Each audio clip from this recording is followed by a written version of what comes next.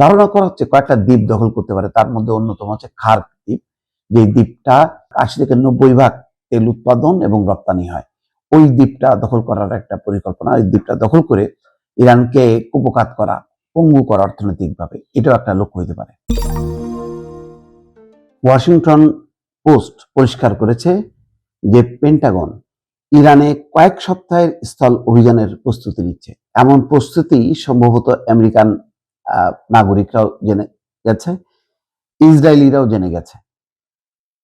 গতকালকে নজিরবিহীন বিক্ষোভ হয়েছে পুরো আমেরিকা জুড়ে, হাজার হাজার মানুষ বিক্ষোভ করেছে এবং বলেছে যে আমেরিকায় রাজার শাসন চলবে না, অর্থাৎ ট্রাম্প যা বলবে সেই অনুযায়ী আমেরিকা পরিচালিত হবে, সেটা হবে না। অর্থাৎ আগে যেমন রাজারা নির্দেশ দিত তাই প্রতিপালিত হতো, আমেরিকাতেও ট্রাম্পকে চিহ্নিত করা হচ্ছে রাজার আচার আচরণের মতোই এবং বলছে যে তার নির্দেশ কার্যকর হবে না।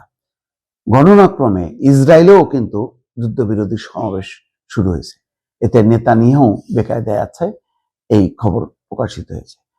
ওয়াশিংটন পোস্ট বলছে যে পেন্টাগনের পক্ষ থেকে ইরানে কয়েক সপ্তাহের জন্য স্থল অভিযান পরিচালনার জোর প্রস্তুতি নেওয়া হচ্ছে এবং বোঝাই যাচ্ছে হাজার হাজার সৈন্য মধ্যপ্রাচ্যে অলরেডি পৌঁছে গেছে। বিষয়টির সঙ্গে জানাশোনা রয়েছে এমন মার্কিন সরকারি কর্মকর্তাদের বরাত দিয়ে সংবাদ মাধ্যমটি বলছে, শেষ পর্যন্ত প্রেসিডেন্ট ডোনাল্ড ট্রাম্প ইরানে মার্কিন স্থল সেনা মোতায়েনের এই পরিকল্পনায় অনুমোদন দেবেন কিনা এখনো নিশ্চিত নয়। পরিকল্পনা অনুযায়ী এটি পূর্ণাঙ্গ কোনো যুদ্ধ হবে না, বরং বিশেষ বাহিনী আর নিয়মিত সেনাদের ছোট ছোট অভিযানে যোগ দেওয়া হবে। ধারণা করা হচ্ছে কয়েকটা দ্বীপ দখল করতে পারে, তার মধ্যে অন্যতম হচ্ছে খার্ক দ্বীপ। যে দ্বীপটা 80 থেকে 90% তেল উৎপাদন এবং রপ্তানি হয়। ওই দ্বীপটা দখল করার একটা পরিকল্পনা, ওই দ্বীপটা দখল করে ইরানকে কুপোকাত করা, পঙ্গু করা অর্থনৈতিকভাবে, এটাও একটা লক্ষ্য হতে পারে। মার্কিনীরা মনে করেন উপসাগরীয় অঞ্চলের দিকে জাহাজে করে 4000-এর বেশি মেরিন সেনা পাঠানো হচ্ছে।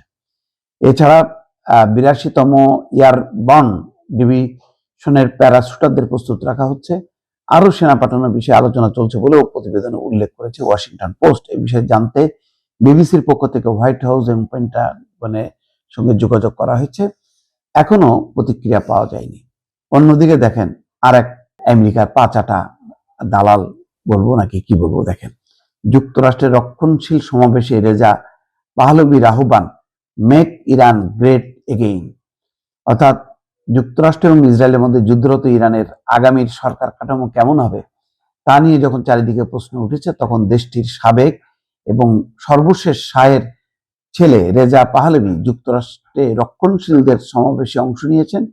ওই সমাবেশে উচ্ছ্বসিত অভ্যর্থনা পেয়েছেন তিনি, মানে তাকে নিয়ে নাচতেছে আর কি কনজারভেটিভরা। কনজারভেটিভ পলিটিক্যাল অ্যাকশন কনফারেন্সে বক্তব্য দেন রেজা পাহলভি। এই সময় তিনি যুক্তরাষ্ট্রের প্রেসিডেন্ট ডোনাল্ড ট্রাম্পকে যুদ্ধরত ইরানের সঙ্গে কোনো চুক্তি না করার আহ্বান জানান। ইরানের সরকার পরিবর্তনের কথাও বলেন রেজা পাহলভি। কিন্তু রেজা পাহলভির আসলে কোনো অবস্থান নেই। কিন্তু সবচেয়ে যেই পরিস্থিতিটা দর্শক দেখেন, সেটা হচ্ছে এই যে এই ছবিটা দেখেন, ইরানে এই যুদ্ধের বিরুদ্ধে হাজার হাজার, বলা হচ্ছে রাজা চাই না, আমেরিকা জুড়ে ট্রাম্পের বিরুদ্ধে ফের বিক্ষোভ শুরু। ইরানে যুদ্ধনীতির বদল চেয়ে পথে হাজার হাজার মানুষ।